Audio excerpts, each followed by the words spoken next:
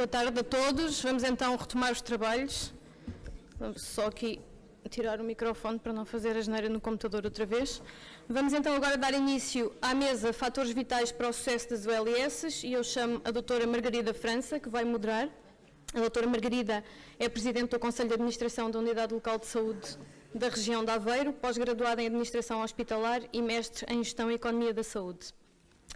Vou também chamar o professor Julian Perlman, que estava aqui, agora não o vejo, mas que está ali. A doutora Margarida França depois passará a fazer as apresentações dos oradores, a doutora Ana Sofia Ferreira e o doutor Luís Miguel Ferreira. Obrigada.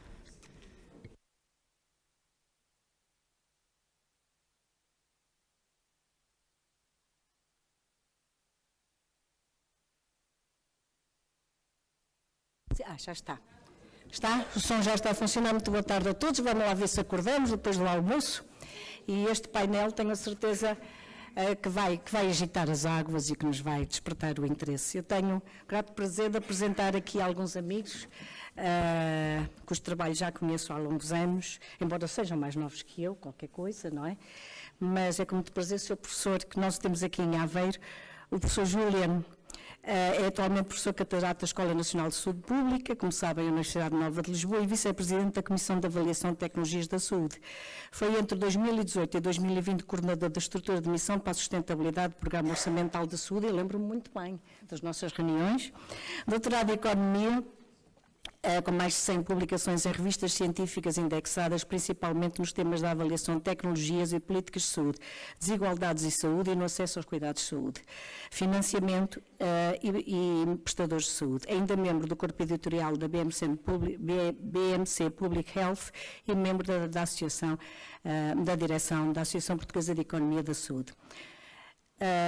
Professora Ana Sofia Ferreira, que também já conheço há uns anos, consultora sénior da PlanUp desde maio de 2023 e professora auxiliar convidada do ISCTE Sintra, economista da saúde e administradora hospitalar, tal como eu, com extensa carreira profissional dedicada ao Serviço Nacional de Saúde nos mais diversos níveis de gestão. Licenciada em Economia, mestre em Economia e Política Social pela Universidade de Iorque e diplomada em Administração Hospitalar. Caro amigo Luís Miguel Ferreira, vogal executivo, atualmente vogal executivo do Conselho de Administração dos Serviços Partilhados do Ministério da Saúde, licenciado em Matemática, pós-graduado em Gestão da Saúde, doutorado em Tecnologia e Sistemas de Informação pela Universidade de Minho. E, portanto, eu vou passar a palavra ao Sr. Professor e vou tomar a liberdade de dizer que nós nos movimentamos ali para baixo para podermos ver os slides, se concordarem comigo. Sim, muito bem.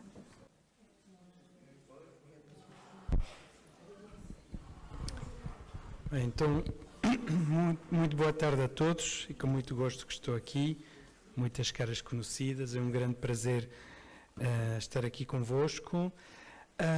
A minha apresentação são uma série de reflexões sobre esta questão do financiamento, sobretudo vou falar do financiamento, investimento, digamos, aspectos económicos relacionados com as unidades locais de saúde. Mas não vou só falar de economia, porque senão ficamos...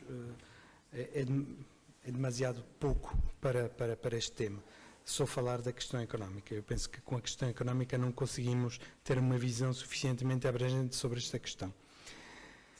Bem, eu não queria deixar de fazer uma primeira reflexão sobre o tema, que é algo que me preocupa bastante e que não é específico... ok. Não faço nada. Portanto, esta é uma primeira reflexão que para mim é um tema de preocupação, porque nos últimos anos tem-se falado imenso da questão da integração de cuidados, e eu penso que o projeto das ULS está muito relacionado com esse foco grande da integração de cuidados que se quer promover. Agora, essa é a política... foi uma política muito forte, uma estratégia muito forte do último governo, mas em paralelo, pronto, já está, já morreu. Em paralelo, há um caminho que me parece ser... Obrigado. Portanto, o que eu estava a dizer é que em paralelo, de maneira bastante subtil, há um caminho diferente que é seguido. Que é um caminho no qual muitos outros intervenientes aparecem no que diz respeito à prevenção e ao tratamento, e para os quais não há aqui grande integração. E podemos falar, por exemplo, dos hospitais clínicas privadas, que servem pessoas que têm seguro ou que têm capacidade para pagar, enquanto utentes particulares. O próprio Serviço Nacional de Saúde faz subcontratações para o setor privado, em particular agora com este plano de emergência e transformação em saúde, mas já era o caso anteriormente. O Serviço Nacional de Saúde sempre fez essa subcontratação de serviços, mas sem que haja essa articulação. No fundo, é uma compra de serviços, mas nós não sabemos o que é que o privado faz exatamente, com qual custo e qual é a informação a circular entre o setor público e o setor privado. Temos outra entidade que tem aparecido de forma cada vez mais forte, que são as farmácias, que agora fornecem vacinas, fazem exames, fornecem medicamentos hospitalares. Portanto, outro interveniente. Qual é a integração entre as farmácias e os cuidados de saúde primários e os hospitais públicos? E, finalmente, as autarquias, que têm competências, entre outras coisas, na promoção da saúde, nos equipamentos, os cuidados, e, mais uma vez, qual é o nível de integração entre esse trabalho que é feito pelas autarquias e as outras entidades. Portanto, a minha suspeita, a minha leitura do que está a acontecer é que estamos a falar cada vez mais de integração, ao nível de Portugal e também ao nível europeu, da importância da integração de cuidados, da colaboração, da coordenação, da continuidade, mas na prática aquilo que assistimos é uma fragmentação cada vez maior dos cuidados. Agora falando da questão da integração ao nível das unidades locais de saúde. A grande questão económica é se o modelo de pagamento, eu não vou falar tanto de financiamento, sei que o título era financiamento, mas aqui o tema é o pagamento. Qual é a diferença? Financiamento é quando nós pensamos de onde é que vem o dinheiro, como é que nós financiamos os cuidados de saúde. Os impostos, os pagamentos diretos das famílias. Aqui o tema é o pagamento, é de que forma é que nós vamos pagar os prestadores de saúde. Como é que vamos pagar os hospitais, como é que vamos pagar os médicos, como é que vamos pagar os enfermeiros. E, portanto, a questão é se o modelo de pagamento que nós temos, pagamento dos hospitais e dos cuidados de saúde primários, promovem a integração de cuidados. Eu queria fazer aqui uma ressalva.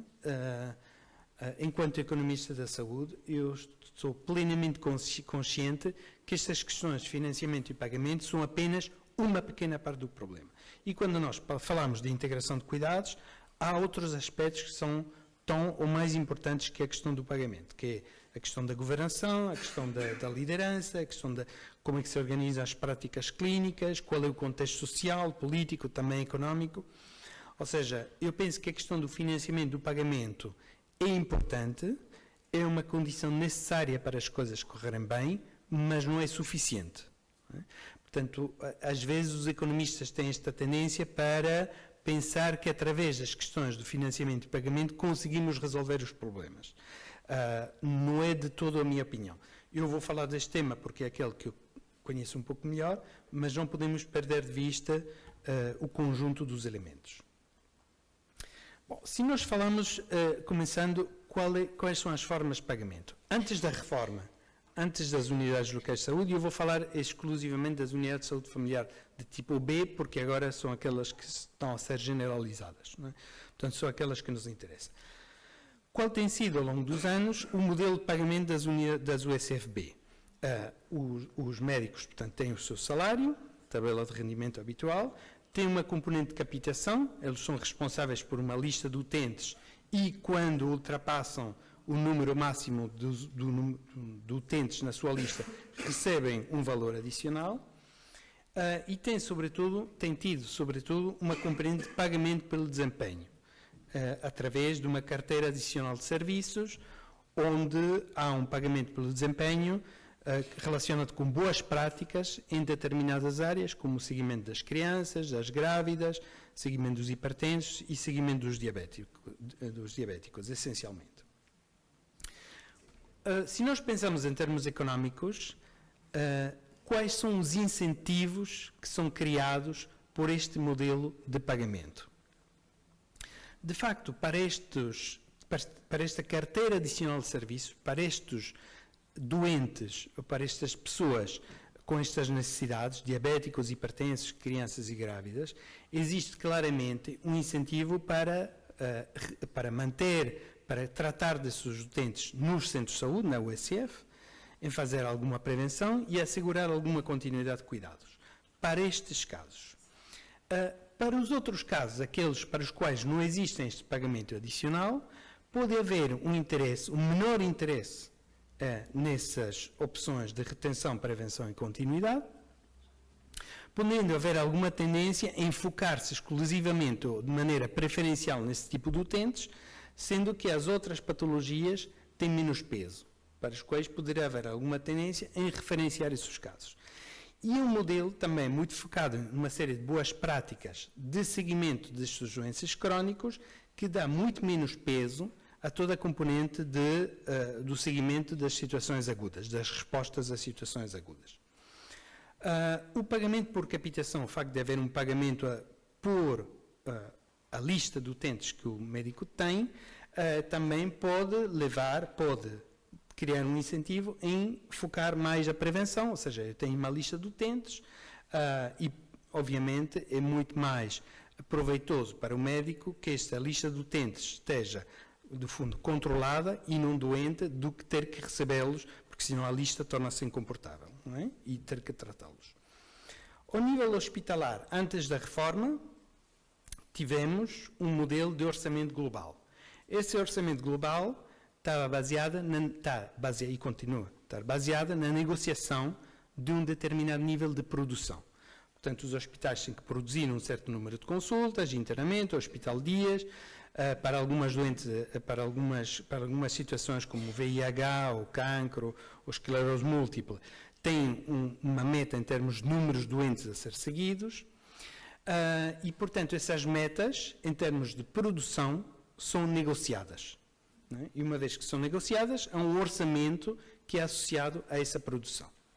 E, portanto, é um modelo muito centrado, de facto, na produção. São metas que devem ser atingidas e, portanto, é preciso produzir. Por outro lado, ao lado deste modelo, há também sistemas paralelos, que é o conhecido SIGIC, e depois transformou-se também em SIGA, Sistema Integrado de Gestão do Acesso, no qual as equipas e os médicos em particular recebem um valor à peça, um valor ao ato, para realizar determinados atos, cirurgias ou consultas. Portanto, um pagamento adicional ao ato em relação ao seu salário. Portanto, que incentivos é que cria este modelo de financiamento hospitalar? Cria claramente dá uma indicação clara aos hospitais de que devem aumentar a produção, não é? Porque tem estas metas para cumprir em relação ao seu orçamento, e os próprios médicos, para fazer estas atividades de pagamento ao ato, as cirurgias que devem ser feitas em horário, não no horário normal, mas fora do horário, também há uma meta, há um interesse em produzir cirurgias, produzir consultas. Inclusive para casos relativamente pouco complexos. Eu pus aqui uma cruz, cuidados de saúde primários, no sentido que este incentivo em produzir mais não favorece uma colaboração com os cuidados de saúde primários, porque os hospitais têm todo o interesse em manter os seus doentes, em ter mais doentes e fazer mais consultas e mais internamentos. Portanto, o relacionamento com os cuidados de saúde primários significa perder utentes, significa, se nós reencaminhamos os utentes para o centro de saúde, significa perder dinheiro, significa perder utentes e perder dinheiro.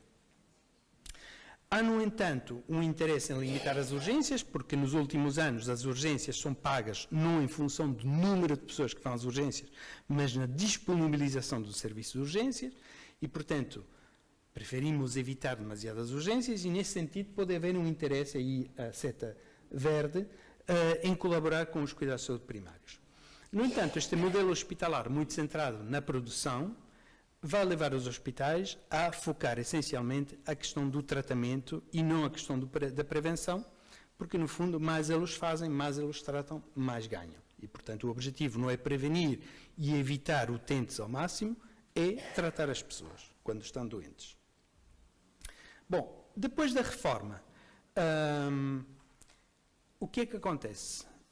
Não é a reforma, é duas reformas conjuntas, a criação das unidades locais de saúde e o decreto-lei sobre as USF.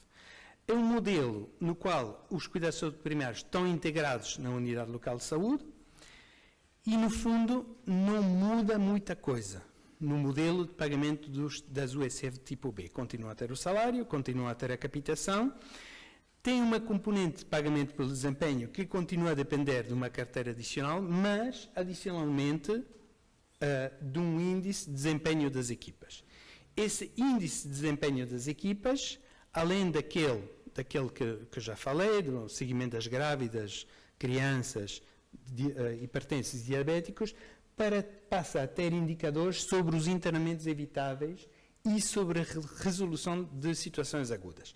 Portanto, os cuidados de saúde primários passam a ter, e os médicos que trabalham, os médicos de família, passam a ter um elemento de remuneração ligado ao seu desempenho que está ligado aos internamentos evitáveis e à resolução de casos agudos.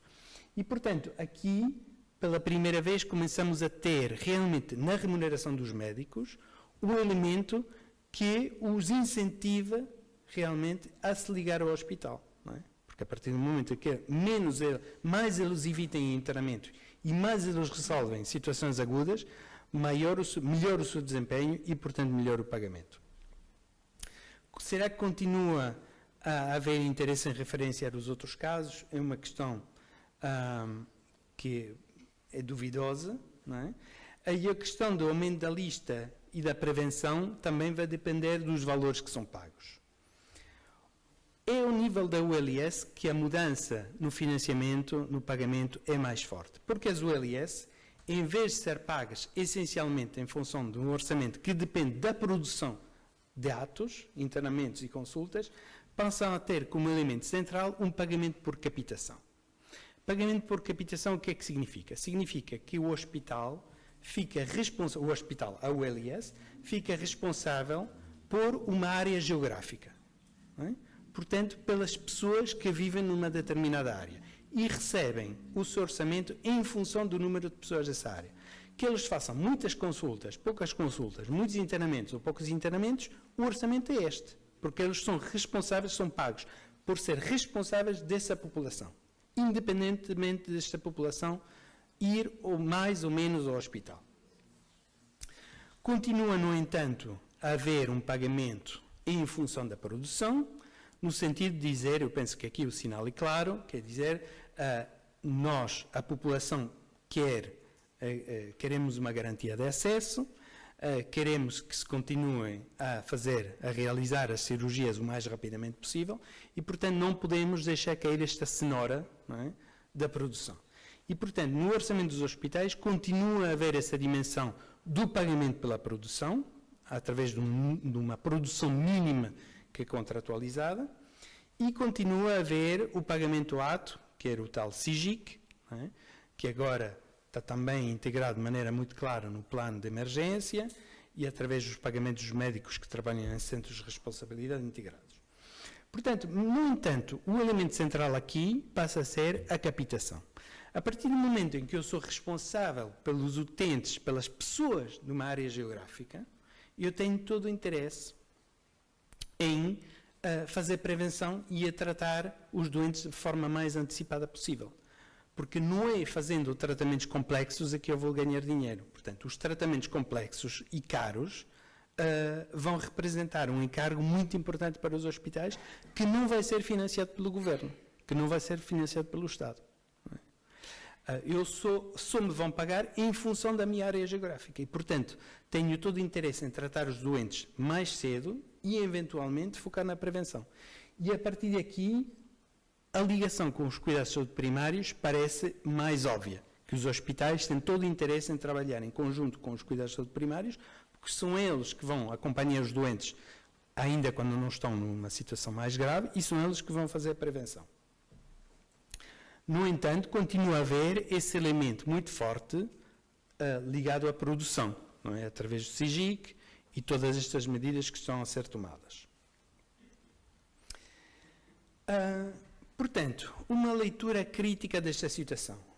Como eu disse, este pagamento pela capitação promove claramente um foco na prevenção na continuidade dos cuidados e também na eficiência. Eficiência no sentido de tratar os doentes da maneira com o menor custo possível, o que é possível nos cuidados de saúde primários, e não colocar equipas altamente especializadas ao nível hospitalar para tratar doenças doenças ligeiras, digamos.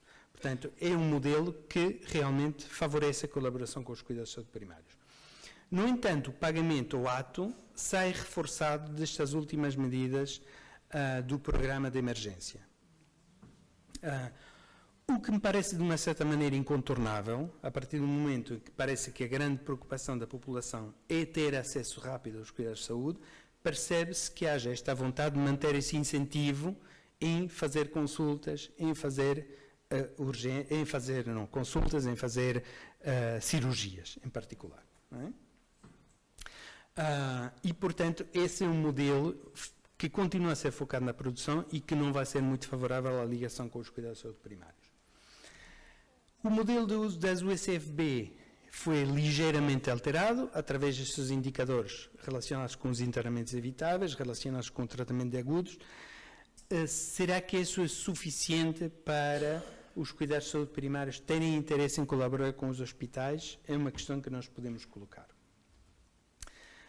O que é que prevalece? Por um lado, eu disse, captação, interesse em colaborar, a modificação de alguns indicadores ao nível dos centros de saúde, interesse em colaborar, mas, por outro lado, pagamento pela produção, não é? Que não favorece essa colaboração. O que é que vai prevalecer?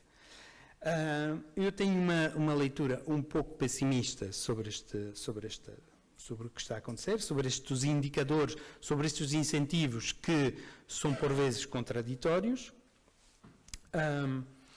Uma primeira questão, que é a questão difícil, obviamente, que é para haver essa colaboração, essa maior, digamos,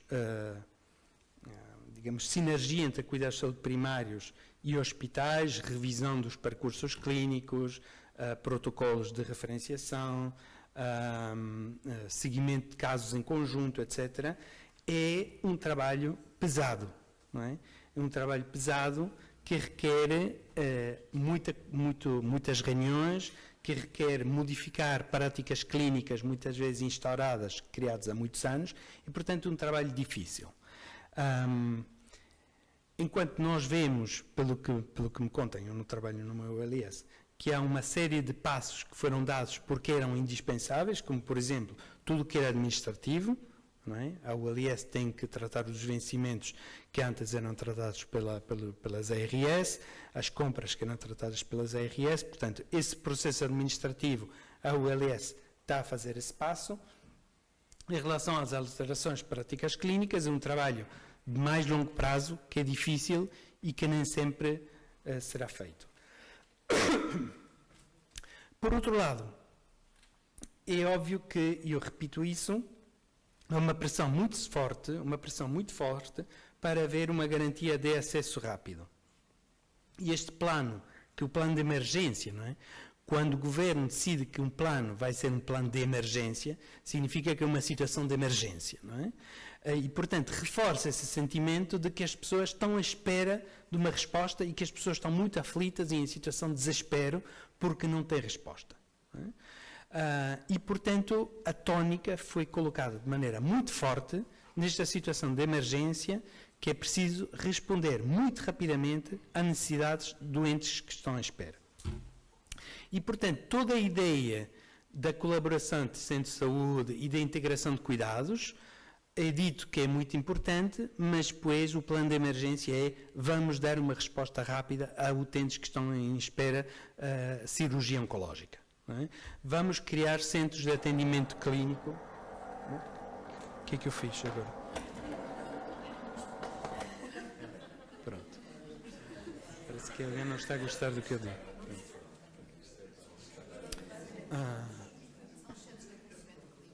Centros de atendimento clínico. São polémicas, exatamente. Portanto, os centros de atendimento clínicos, portanto, mais uma vez, a prioridade é a urgência e a resposta a uma situação imediata. Por outro lado, algo que me transmite algum pessimismo é que, no fundo, em termos do que vai para o bolso dos profissionais, o que vai para o bolso dos médicos, é essencialmente o que é a resposta rápida e o pagamento ao ato. Não é? Aquele que aparece nos centros. Já estou a acabar, falta só um slide. Os centros de responsabilidade integrada, SIGIC, SIGA, estas novas medidas, o que faz que os profissionais passam a ganhar mais dinheiro é para fazer mais consultas, mais cirurgias. No entanto, há elementos que estão em falta para poder responder, não é? Que é, por exemplo, a captação no pagamento das ULS, qual vai ser o peso em relação ao pagamento pela produção, qual é nas USFB o peso do índice de desempenho da equipa em termos dos internamentos evitáveis e dos agudos, o que é que isso representa, o que é que isso vai representar no pagamento pelo desempenho e qual é o peso da remuneração, dos incentivos na remuneração dos médicos. Só para terminar, eu disse logo no início que estas questões financeiras são apenas uma pequena parte do problema e que temos que pensar no resto. Eu aqui dou algumas ideias sobre esta questão. A questão da governação e liderança é absolutamente essencial. Nenhum incentivo funciona sem autonomia e responsabilização. Se, no fim de contas, o Ministério da Saúde e das Finanças dão aos hospitais um orçamento, ou às ULS, um orçamento que é claramente insuficiente, que os hospitais sabem logo a partida, as ULS sabem logo a partida que vai ser suficiente, que não vai ser suficiente, que eles não têm autonomia para fazer contratações, para fazer investimentos, para tomar as suas decisões, e que depois o Ministério das Finanças paga as dívidas, no fundo, o modelo de financiamento não serve para nada, não interessa para nada. Não é? E, portanto, não há incentivo nenhum que exista face a esta situação. Outras questões de governação é que foram nomeados diretores clínicos, um diretor clínico para o hospital, um diretor clínico para os cuidados de saúde primários. Continuamos a ter, no fundo, esse modelo é hospital-centro de saúde, não há um diretor clínico para os cuidados integrados. Outra questão que penso que vai ser falada, que é a questão dos sistemas de informação, ou seja, isso é essencial para haver essa colaboração. Se não houver um sistema de informação partilhado, este não pode funcionar, e uma capacidade de regulação de todos os atores, não apenas ao nível do SNS, mas os outros atores. Em termos de práticas clínicas e organizacionais, nós continuamos a ter em Portugal um sistema muito hospitalocêntrico, no sentido que há um foco enorme naquilo que são as tecnologias e a questão da inovação. Há um lobby muito importante por trás disso e isso vai ser também muito desfavorável à integração de cuidados, porque os hospitais, no momento de alocar dinheiro, vão sempre ter essa tentação de focar as novas tecnologias para doenças complexas, para doenças raras. E um último ponto que eu queria referir em relação a práticas clínicas e organizacionais, se nós queremos realmente que haja essa colaboração, passa por uma série de práticas que são complexas, que são difíceis de implementar e que precisam de acompanhamento. E, portanto, aqui, antes de pensar mesmo em incentivos, em indicadores, tem que haver claramente, por parte do Ministério da Saúde, um verdadeiro acompanhamento, uma partilha de boas práticas, alguma monitorização também para isto funcionar. Pronto. Portanto, estas eram algumas reflexões e obviamente estou aberto às questões e ao debate e muito obrigado.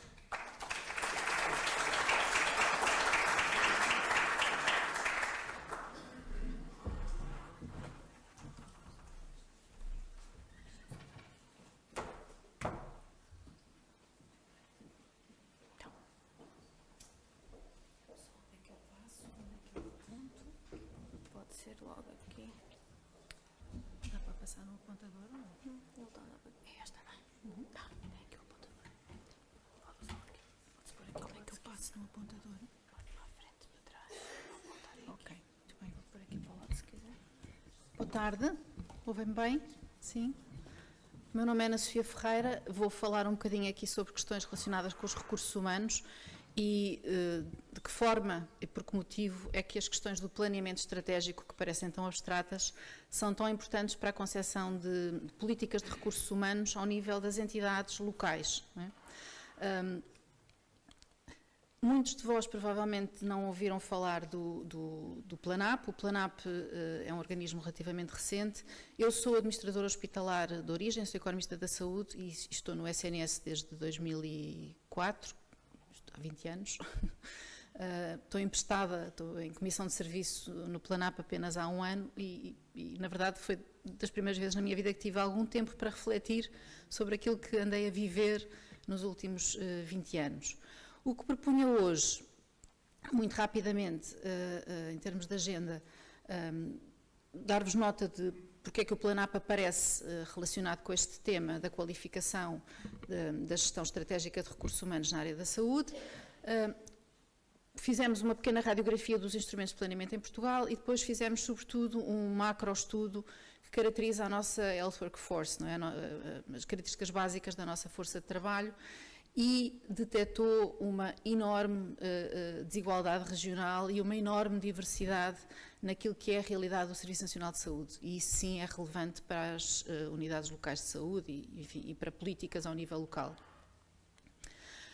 O PLANAP, portanto, não vos querendo maçar, mas só porque a maior parte das pessoas nunca ouviu falar disto, é um centro de competências da administração pública que depende do Ministério da Presidência e que visa, no fundo, apoiar os outros ministérios, não só no desenvolvimento de competências de planeamento, mas também na avaliação e monitorização de políticas, coordena uma rede de organizações de planeamento setoriais que se chama REPLAN, na qual o Ministério da Saúde é representado pela ACSS, por exemplo, e que há cerca de um ano foi desafiado pelo Ministério da Saúde para apoiar precisamente a qualificação da gestão de recursos humanos da saúde. O PLANAP, na altura, aceitou o desafio, desafiaram-me a mim para ir para lá coordenar este trabalho. Portanto, eu estava em funções, depois do Garcia Dorta, no Hospital de Santa Marta, que faz parte do Centro Hospitalar de Lisboa Central, e no contexto dessa minha ida para lá e desta colaboração, foi publicado este despacho conjunto, que estabelece um conjunto de mecanismos de cooperação entre o PLANAP, representado por mim, e organismos do Ministério da Saúde, em concreto a ACSS, a Direção Executiva, a SPMS, no caso da SPMS, representada pelo Dr. Luís Ferreira, também hoje aqui presente. No contexto destes trabalhos, o PLANAP tem aparecido e é apenas um consultor público, não é? Portanto, nós estamos aqui a apoiar o Ministério da Saúde nestas qualificações, cabendo-nos, sobretudo, esta parte que está aqui referida de desenvolvermos um conjunto de estudos exploratórios. Estes estudos exploratórios poderiam ser desenvolvidos pelo Ministério da Saúde, a verdade é que não o têm sido e, portanto, nós temos facilitado esse aspecto para haver um diagnóstico de situação do qual se parte para depois, então, sim, se poder planear. O primeiro documento que publicámos, que talvez alguns de vós conheçam, está tudo disponível no site do PLANAP, foi esta radiografia dos instrumentos de planeamento. Nós lançámos uma coleção de publicações sobre os profissionais da saúde e este foi o número 1.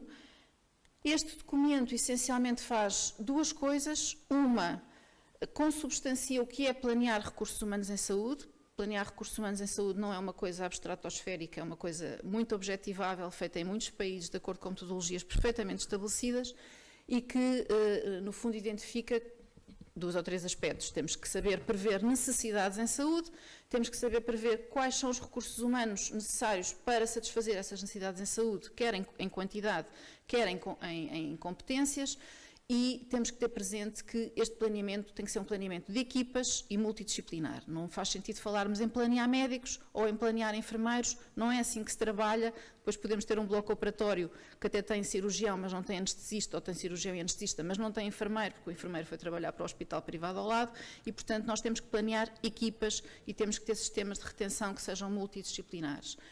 Claro que planear também não é só isto, é também perceber prospectivamente como é que as coisas evoluem a médio prazo e que mecanismos vamos ter para reter as pessoas, garantir que elas têm a atualização profissional e que, no fundo, estão valorizadas e são retidas no Serviço Nacional de Saúde. Esta primeira publicação que nós lançámos também fez um mapeamento dos instrumentos de planeamento existentes, no caso específico do Ministério da Saúde, relacionados com os recursos humanos, e, não entrando em muitos detalhes, porque o sumo da apresentação está mais à frente, Basicamente, aquilo que se verifica, e está justificado e densificado no paper, é que não há uma estratégia nacional de planeamento de recursos humanos da saúde em Portugal e ainda menos se pensarmos naquilo que se passa em relação ao setor privado. Portanto, quando pensamos em recursos humanos a nível nacional e depois, mesmo no caso do Serviço Nacional de Saúde, não temos evidência, metodologias, coerência, estratégia definida, documentação produzida que consubstancie isto. Inclusive, documentos bem feitos do ponto de vista do planeamento das necessidades de saúde, como o Plano Nacional de Saúde, não têm um braço para os recursos humanos da saúde. Portanto, não adianta planear cuidados e necessidades sem planearmos as pessoas que depois os vão consubstanciar. A pergunta que resulta disto, no fundo, é qual é o rumo, não é? Qual é o rumo que estamos a seguir neste caminho, enfim, nesta área dos recursos humanos da saúde. O grande esforço que temos dedicado no PLANAP tem sido, no fundo, aqui é um diagnóstico inicial de quem somos, qual é a força de trabalho do SNS, como é que nós somos, o que é que nos constitui.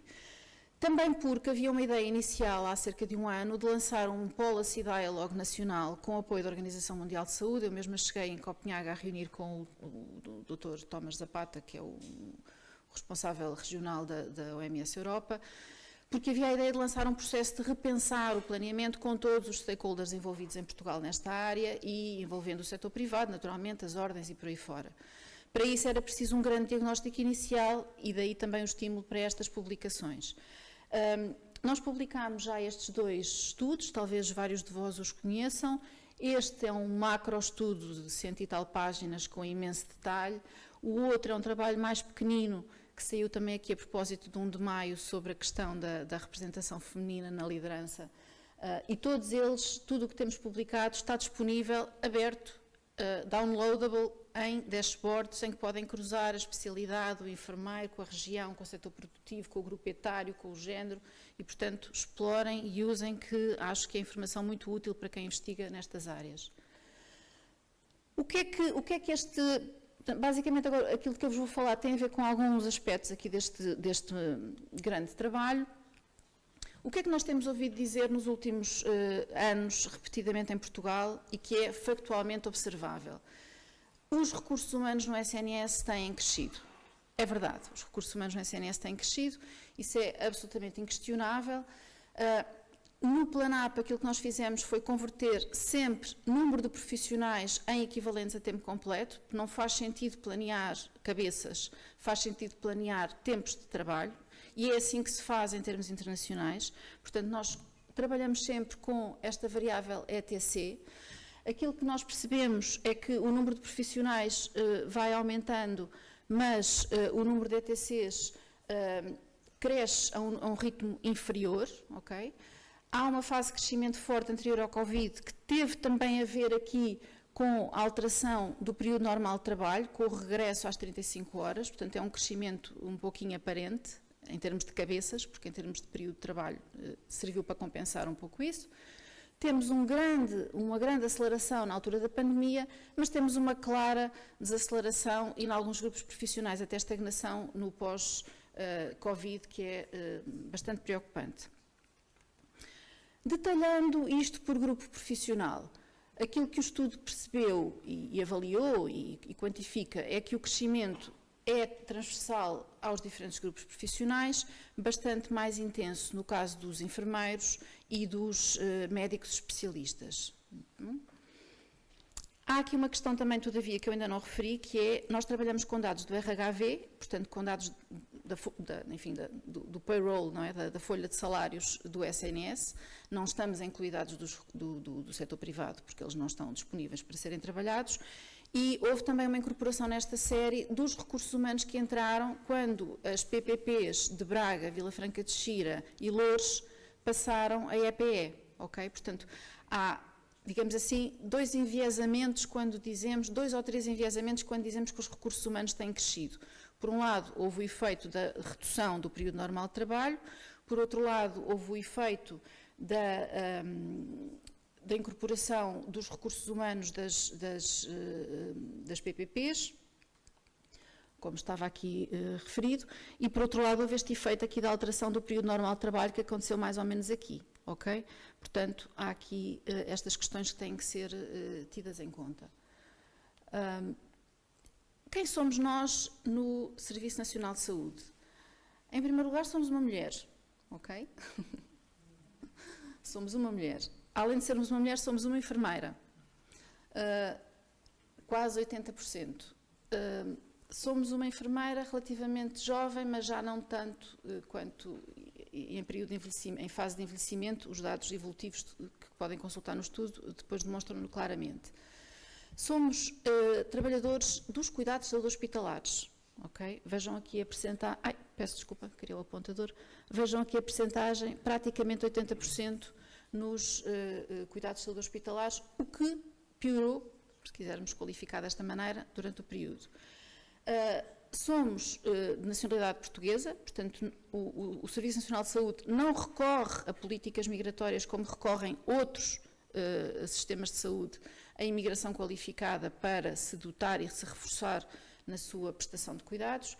E há um aspecto muito interessante que o estudo demonstra claramente, que é, há uma passagem clara deste crescimento de recursos humanos em termos de ritmo para a região norte. Okay? O norte, o ritmo de crescimento de recursos humanos na região norte é muito mais forte e completamente disparo do que sucede noutras regiões do país no período do estudo. O estudo faz depois uma série de perfis que estão pela primeira vez feitos não só para médicos e enfermeiros, mas para técnicos superiores de diagnóstico e terapêutica, técnicos superiores de saúde, técnicos superiores, farmacêuticos, assistentes operacionais e assistentes técnicos. Eu convido-os a visitarem o estudo, porque eu acho que é muito engraçado estes grupos profissionais que não têm quase visibilidade, mas que são tão importantes, estão lá detalhados, e aquilo que nós fazemos é para cada grupo profissional, neste caso eu selecionei aqui o dos médicos especialistas, porque enfim é sempre o sumo, não é? São os médicos. O estudo faz sempre a comparação entre alguns anos e mostra como é que evoluiu o perfil. No caso dos médicos especialistas, aquilo a que se assiste é a uma feminização.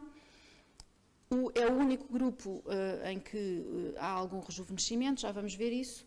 Há também um crescimento mais forte nos cuidados hospitalares do que nos especialistas dos cuidados de saúde primários, novamente nacionalidade portuguesa, e uma passagem, um crescimento mais acelerado, uma proporção muito maior, portanto 41% dos médicos em junho de 2023 estavam a trabalhar na RS Norte, 41%, ok? Fizemos também alguns resumos de evolução de perfis por grupos profissionais, para todos os grupos profissionais.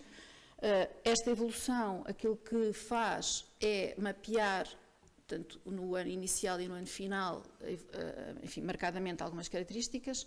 O que é que mudou no perfil dos médicos especialistas? Portanto, para além desta feminização e desta evidência de ausência de política migratória, não é? Portanto, não há recurso a uma imigração organizada de médicos especialistas que nos fazem falta de outros países. É o único grupo profissional em que há algum rejuvenescimento, também porque há uma massa de reformas nos profissionais mais velhos e mais séniores e mais experientes. Há uma concentração nos cuidados de saúde hospitalares, que nos coloca aqui com questões muito sérias sobre qual é, afinal, a prioridade dos cuidados de saúde primários, e uma concentração muito forte na RS do Norte, que, no final do período, levanta questões também sobre a equidade regional. Ainda sobre os médicos, e estas questões, mais uma vez repito, nos estudos, podem ser detalhadas para uma série de grupos profissionais, nós detectámos algumas tendências porque depois fizemos uma análise por especialidade médica, que é uma coisa que eu acho que também foi relativamente inovadora. Os dados estavam disponíveis, não estavam era trabalhados desta maneira. Não sei se têm a noção que metade dos nossos médicos especialistas estão agregados em 4 especialidades, ok? Medicina geral e familiar, internistas, pediatras e anestesiologistas. Eu marquei aqui, mais ou menos aqui, a linha dos 50% de ETCs. Estou a falar em ETCs, não estou a falar em cabeças, não é? E 75% estão concentrados em 13 especialidades. Também. Portanto, quando nós queremos ter políticas de recursos humanos dirigidas aos médicos, não nos esqueçamos que grande parte dos especialistas estão aqui e estas especialidades, se calhar, iam ter políticas dirigidas e customizadas às características destes profissionais. O que é que se verifica?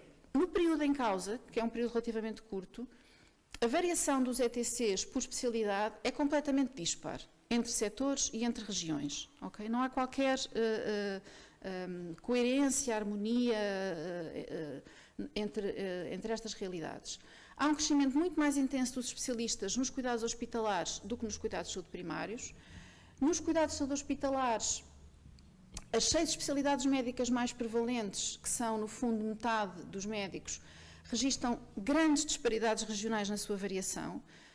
Em geral, todas crescem na RS Norte, mas algumas diminuem em algumas zonas do país. Estou-me a lembrar de memória, creio que, por exemplo, os pediatras no Alentejo e coisas do género. Especialidades transversais de apoio, sim, como a anestesiologia, a radiologia, crescem a um ritmo muito inferior às outras e, portanto, isto implica que há alterações muito graves no equilíbrio do trabalho clínico. Não é? Podemos ter um internista, mas não temos um radiologista para fazer um exame ao doente e para poder dar alta. Podemos ter um gastroenterologista, mas não temos um anestesista para lhe fazer uma colonoscopia e, portanto, isso protela a alta. Okay? Este equilíbrio entre especialidades médicas não está acautelado. E há motivos sérios para termos uma especial preocupação com toda a área da saúde materno-infantil e a área da saúde mental.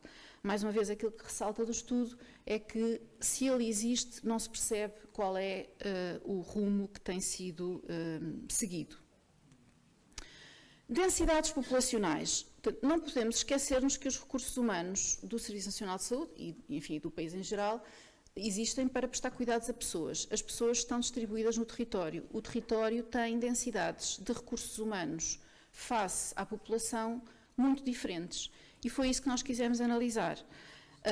Estas curvas, aquilo que mostram é que as dinâmicas regionais são completamente diferentes. Eu aqui não consigo ver bem, mas aí conseguirão.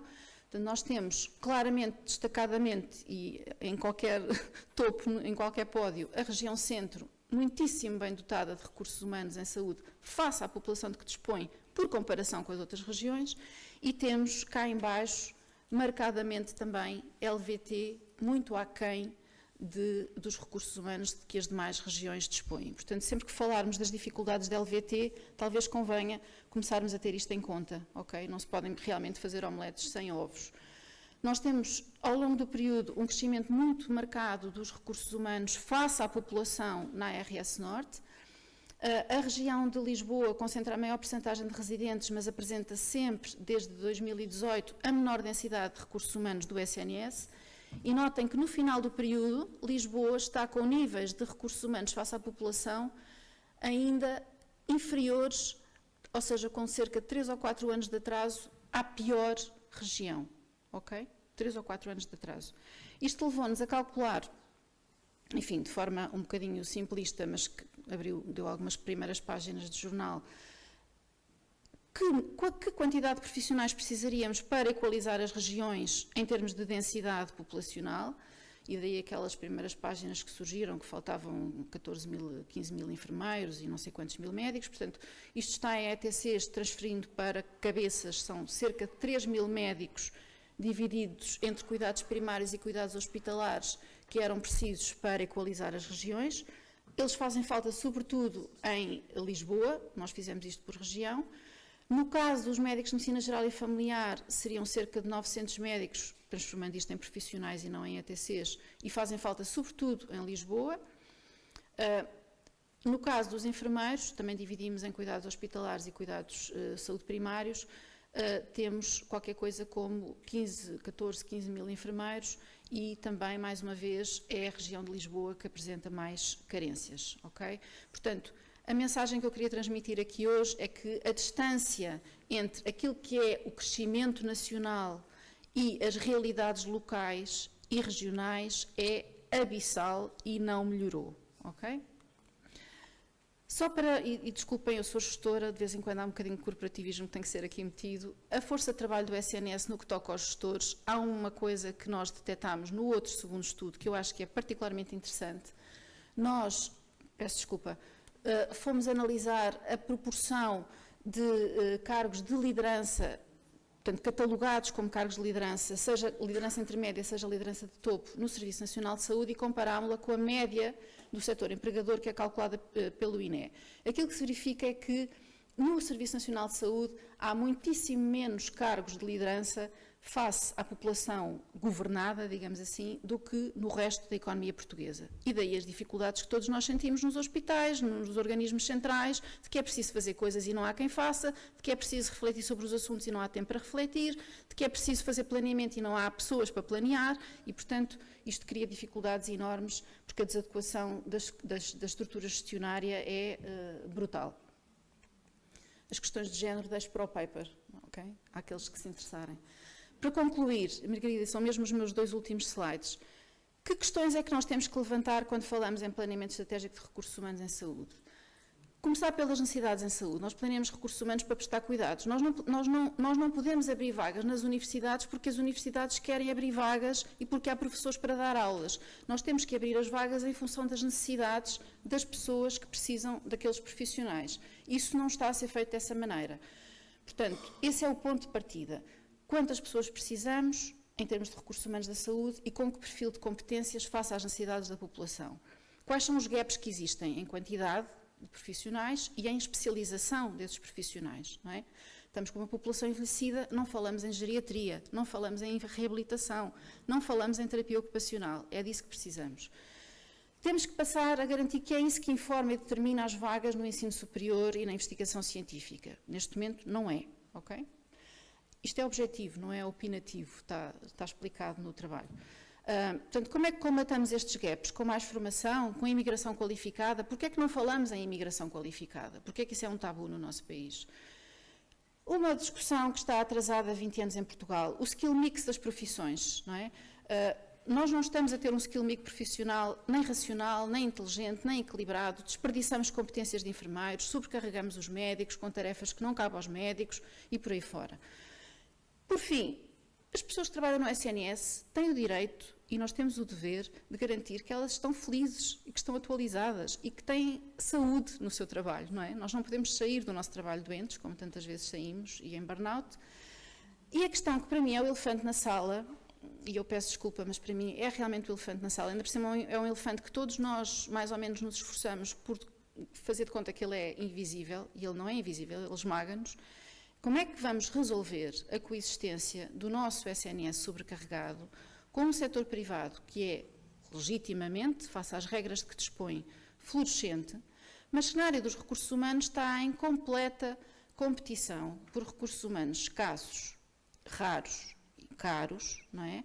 Competição essa que é desleal porque no Estado não dispomos dos mesmos mecanismos para os reter que no setor privado são utilizados. E queria terminar com este slide, que talvez não seja muito otimista, mas é uma citação com a qual eu tomei conhecimento recente e que eu acho que é muito imagética. Se o nosso comboio está na linha errada, não há nenhuma estação onde ele pare que seja a estação certa, ok? E, portanto, nós temos que fazer aqui um track de linha, ok? E passar para outra linha e encontrar aqui um caminho para o planeamento estratégico de recursos humanos na saúde. Muito obrigada. Ficou o meu e-mail. É isto, não é? Muito bem, muito obrigado. Antes de mais, agradecer à organização o facto de me ter convidado para partilhar aqui algumas reflexões com esta plateia, em particular à doutora Margarida França, moderadora deste painel, aos meus colegas de painel. Bom, de facto, eu agora estou numa corrida um bocadinho contra o tempo. Eu costumo ser desregrado com o tempo, mas hoje vou prometer à doutora Margarida França que me vou tentar moderar nesta matéria.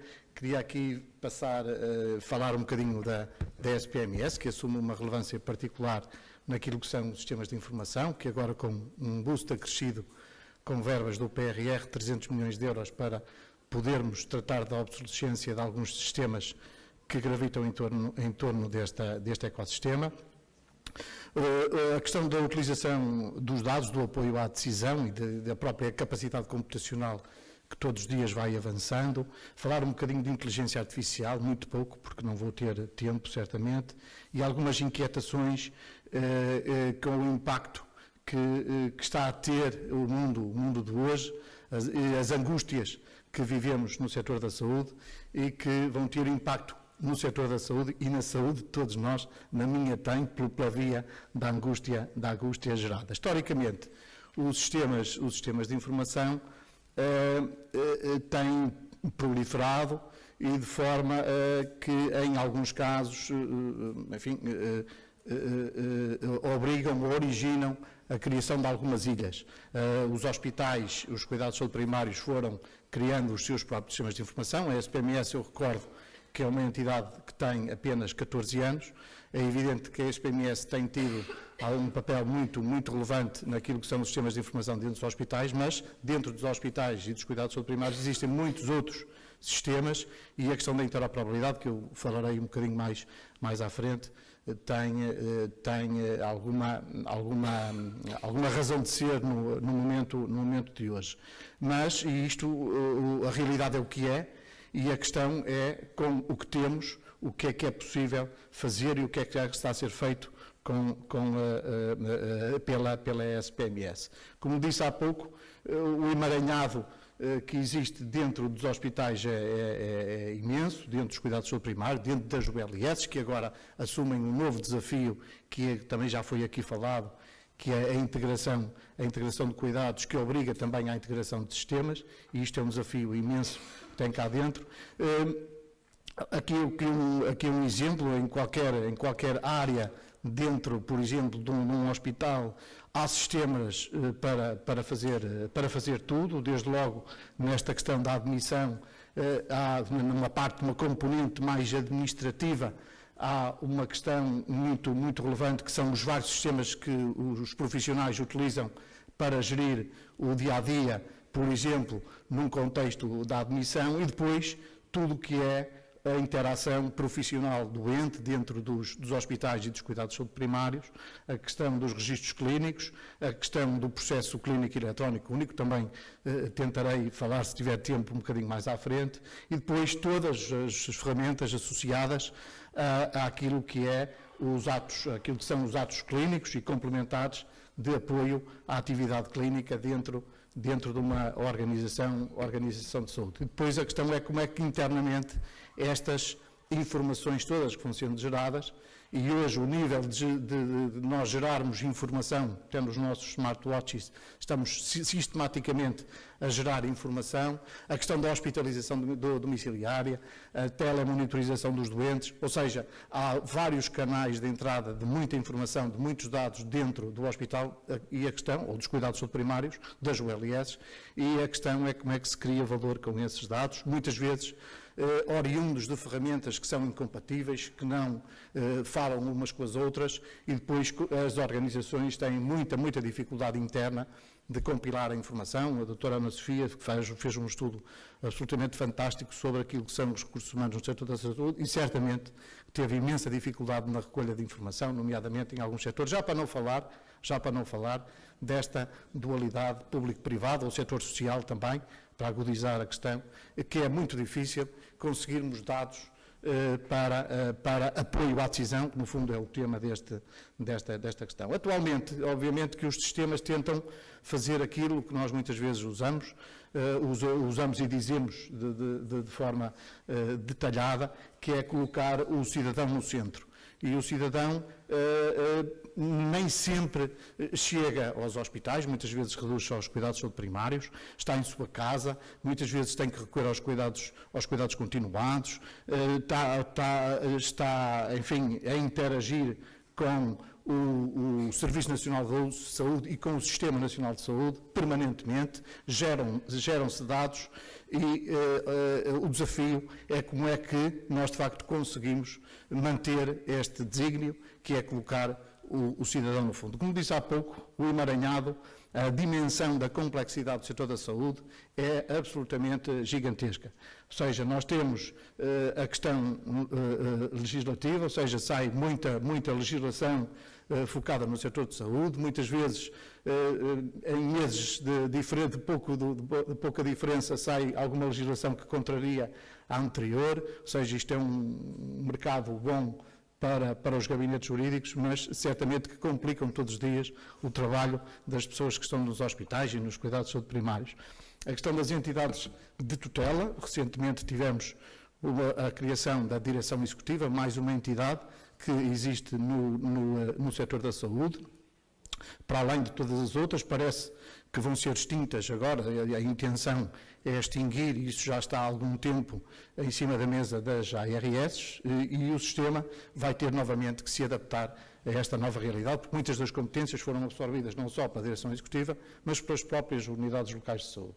Depois a questão dos financiadores, públicos, privados, prestadores, públicos, privados, setor social, a questão das farmácias, talvez já foi aqui falado, os fornecedores, a indústria, também nos sistemas de informação, que origina imensa pressão junto das entidades, com poucas condições, muitas vezes, para financiarem algumas intervenções.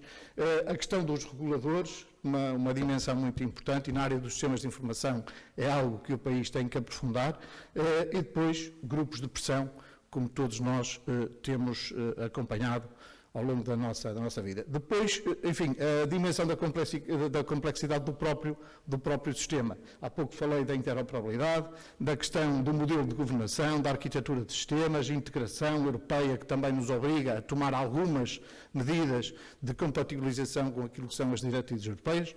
A última delas, do Espaço Europeu de Dados de Saúde, mas não só, por exemplo, na área da cibersegurança, na área de proteção de dados, são exigências muito importantes dentro de uma organização que tornam tudo isto mais complexo, e aquela tentativa de nós transferirmos a organização das unidades de saúde numa lógica em que os sistemas de informação estão isolados, para uma lógica integrada, colocando o cidadão no centro, tem que ser feita. Nós não podemos parar o Serviço Nacional de Saúde, olha, vamos parar aqui meio ano e daqui a meio ano voltamos a falar. Não, o avião está a andar, eu ilustrei com o avião, a doutora Ana Sofia ilustrou com um comboio, mas em boa verdade nós temos que fazer isto tudo com um avião a andar e no ar, o que muitas vezes nos obriga a tomar decisões que mais tarde nós vamos saber, ou já sabemos que mais tarde vão ter algum impacto, que não é o que nós pretendemos, mas que naquele momento são muito importantes e são absolutamente inevitáveis. A SPMS, como disse há pouco, está neste momento a executar um programa dentro do PRR, tem acesso a 300 milhões de euros, é muito dinheiro, que estão divididos em 4 pilares.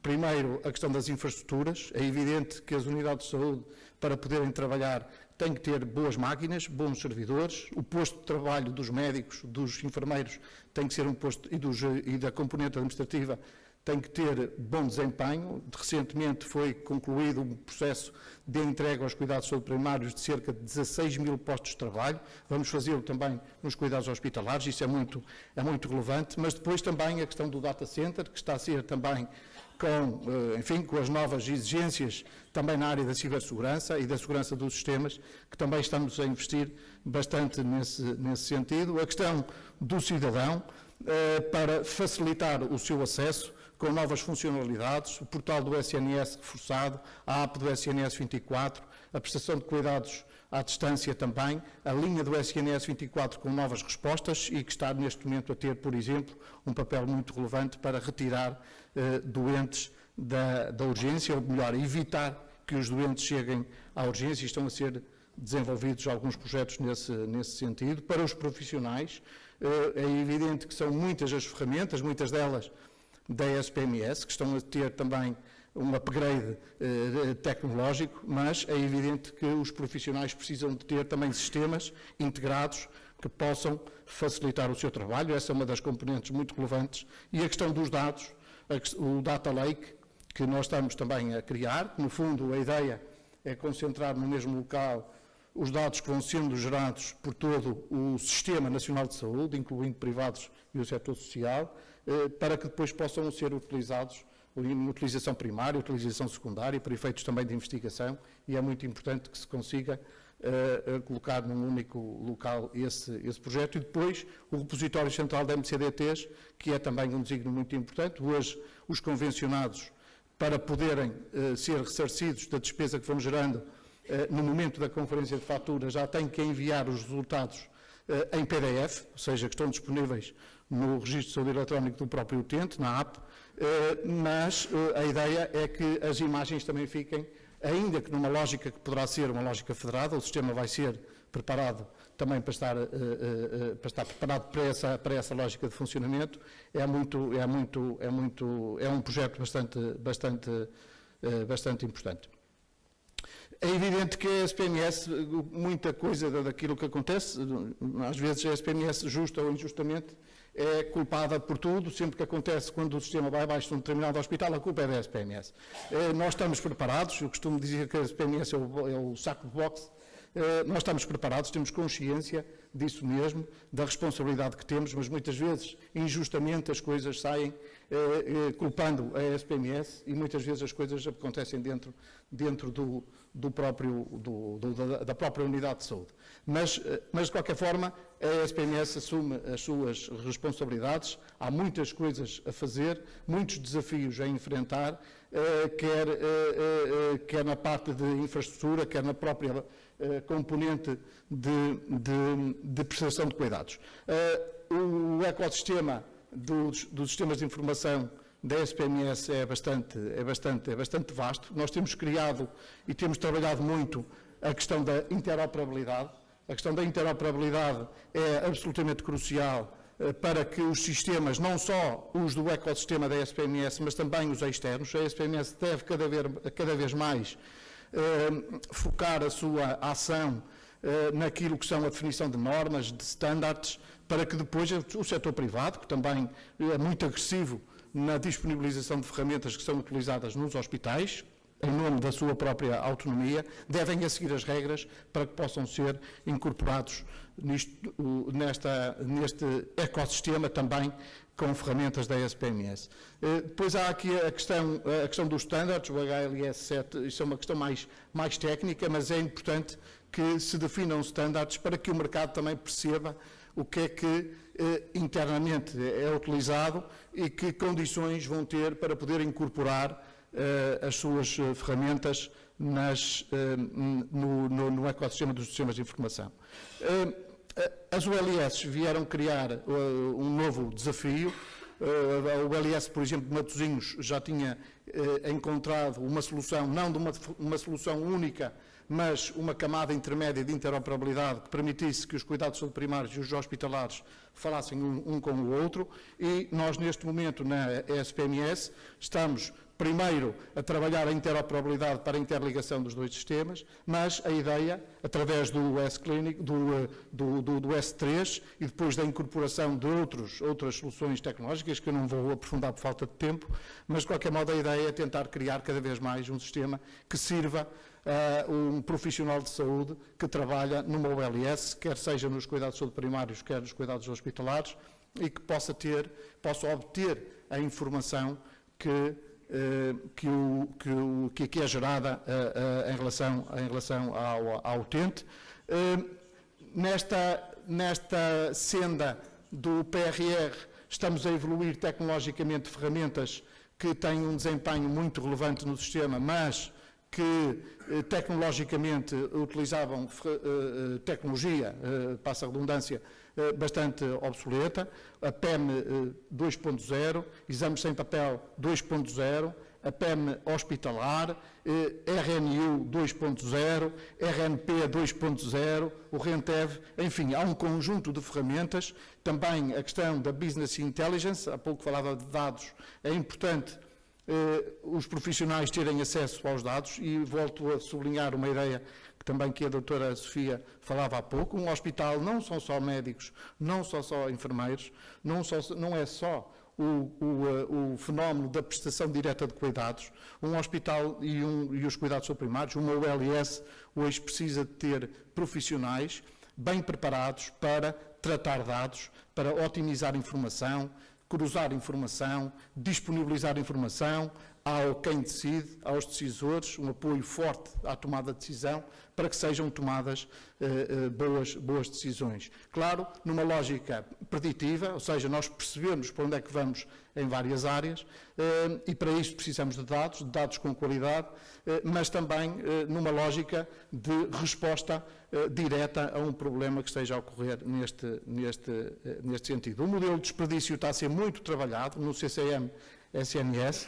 Nós estamos a montar determinados procedimentos que tentem atacar um fenómeno que nós sabemos que existe dentro de qualquer organização, eu diria da administração pública, mas também digo no setor da saúde, e é importante que o dinheiro seja bem utilizado, mas para isso é preciso que os gestores, as direções dos hospitais, eu também já fui presidente de um hospital e nem sempre nós temos acesso a toda a informação que nos permita cortar uma determinada despesa ou tomar uma determinada iniciativa que tenha impacto na organização, porque não temos a informação toda. Isso é muito relevante. Depois há outras questões ao nível terapêutico. Todos nós sabemos a questão dos medicamentos, o peso enorme na despesa de uma organização de saúde, e depois na incorporação de novas tecnologias como o blockchain e a inteligência artificial para apoio à decisão de um profissional de saúde que utiliza estas ferramentas. É evidente que esta questão dos dados foi assumindo muita relevância ao longo do tempo.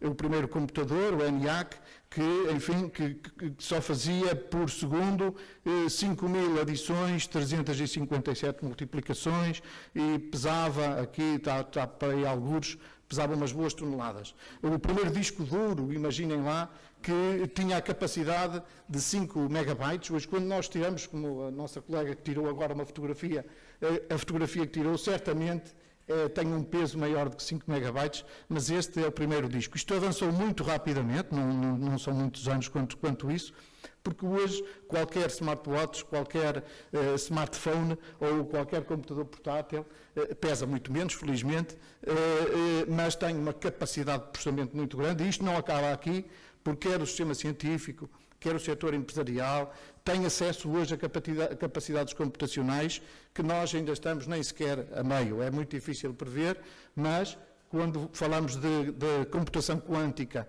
e com os supercomputadores, que Portugal também tem, que está à disposição do Sistema Científico Nacional, nós estamos a falar de capacidades computacionais já muito grandes e que podem ajudar um pouco a que o país e o mundo avancem no sentido certo. Reparem no volume da informação que é gerado. Eu pus aí a escala, que às vezes é difícil de interpretar, eu como sou de matemática gosto de fazer. Um megabyte não são 1000 kilobytes, são 1024, porque é 2 igual a 10, bom, mas não vamos discutir isso, mas está ali a escala.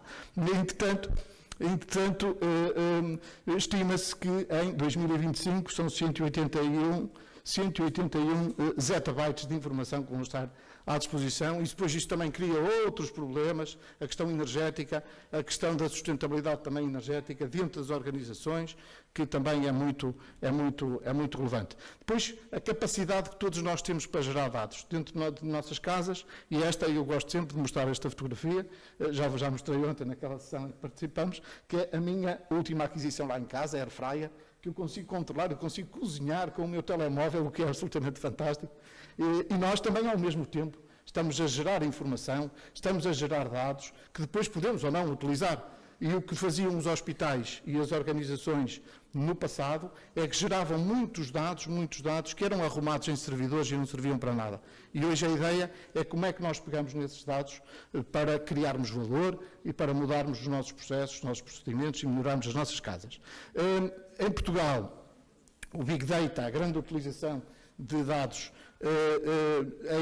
ainda está abaixo daquilo que se vai fazendo na União Europeia. As nossas empresas ainda utilizam Big Data numa escala inferior, e nós, a SPMS, através do PRR, como disse há pouco, estamos a desenvolver alguns projetos que são absolutamente cruciais nesta questão. Um deles é a questão do Data Lake. Naturalmente que temos que falar com o setor privado para que a questão seja seja coerente e que seja útil para todos os profissionais. A questão do registro de saúde eletrónico único, ou seja, para que o utente tenha a sua informação disponível num único local e que possa disponibilizar ao profissional de saúde, seja lá onde estiver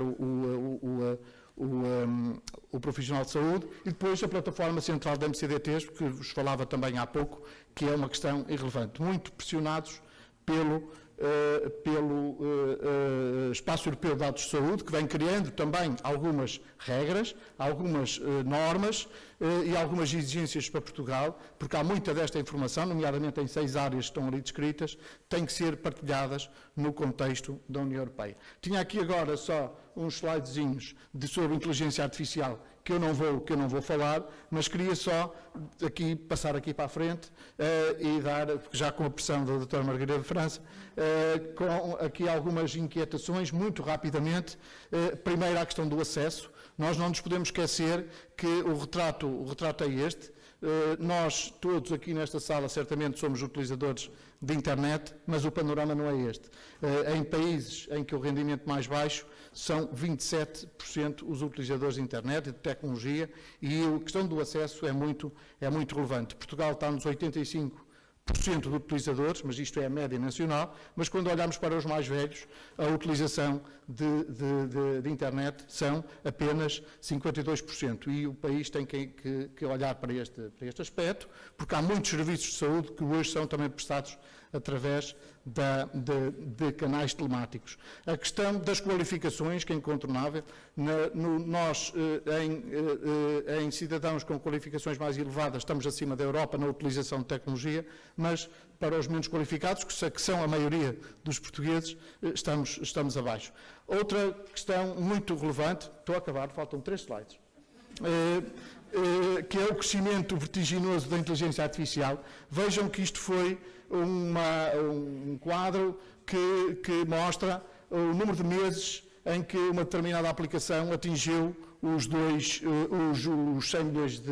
100 milhões de utilizadores. O ChatGPT demorou apenas 2 meses, enquanto outras, muito utilizadas também no mundo, demoraram muito menos tempo.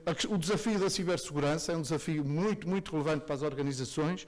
São transacionados na Dark Web, na Deep Web, dados de saúde, como são transacionados há muito tempo dados de cartão de crédito. Os dados de saúde custam mais 45 vezes do que os dados de cartão de crédito, que é bastante significativo. O desafio da proteção de dados é muito importante nas organizações. No contexto da SPMS, são enviados 31 milhões de e-mails por mês, 9 milhões dos quais nem sequer são lidos. Muitas vezes nós enviamos e-mails que não são lidos, e é essa a realidade. E por isso isto causa aqui uma grande necessidade do próprio sistema se adaptar. O deepfake, que teve muita relevância naquilo que foram as eleições na Índia, por exemplo, e que é um desafio também muito relevante. E depois, finalmente, para terminar, doutora Maria da França, a questão do investimento e da sustentabilidade. Também não podemos cair em tentação de estar a reinventar a roda, de redescobrir tudo o que funciona, ou que redesenhar tudo que funciona, e por isso eu gosto de mostrar esta imagem, para que não estejamos aqui perdidos a fazer coisas que não interessam para nada. Muito obrigado. Muito obrigada. Eu peço imensa desculpa pela pressão. Foi muita pressão. Foi muita pressão, mas pronto. E a pressão vai obrigar-nos a nós passarmos já para a segunda mesa, para a mesa subsequente, e pormos as nossas questões depois mais no final.